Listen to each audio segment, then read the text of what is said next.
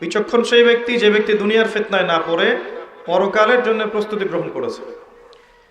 যে ব্যক্তি চিন্তা করেছে যে আমাকে পরকালে যেতে হবে, আল্লাহর সামনে দাঁড়াতে হবে, আমার প্রতিদিন রাতের হিসেব আল্লাহর কাছে দিতে হবে, সেই ব্যক্তি প্রত্যেকটা কাজ পরকালের হিসেব করে করবে।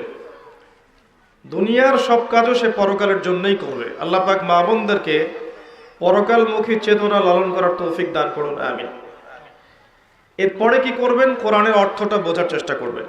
আল কোরআনের অর্থটা বোঝার চেষ্টা করবেন। শুধুমাত্র তোতা পাখির মতো পড়বেন না, অর্থগুলো পড়বেন। তাফসির ইবনে কাসির, তাফসির মারিফুল কোরআন, জালালাইন বা অন্যান্য তাফসির যেগুলো আছে এগুলো বাসায় কিনবেন। প্রত্যেক দিন 10টা 20টা করে আয়াত অর্থসহ পড়বেন। পারবেন না মা বোনরা? ইনশাআল্লাহ, ইনশাআল্লাহ তাআলা আল্লাহ পাক তৌফিক দান করুন। এরপর কি করবেন? আল কোরআনের হকের মধ্যে আছে আদেশ মেনে চলবেন। কোরআনে যে আদেশগুলো আল্লাহ পাক করেছেন এগুলো মানার চেষ্টা করবেন।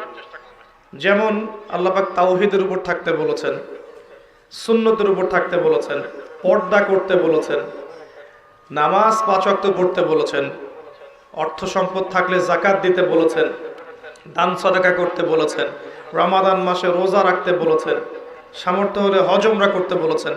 এগুলো করবেন। যেগুলো কোরআনের আদেশ সেগুলো পালন করবেন। একই সাথে কোরআনের যে নিষেধগুলো আছে এগুলোকেও ছেড়ে দিবেন। শুধু আদেশগুলো মানবেন, নিষেধ বর্জন করবেন না, এমন আদর্শ লালন করবেন না। নিষেধগুলোও বর্জন করবেন।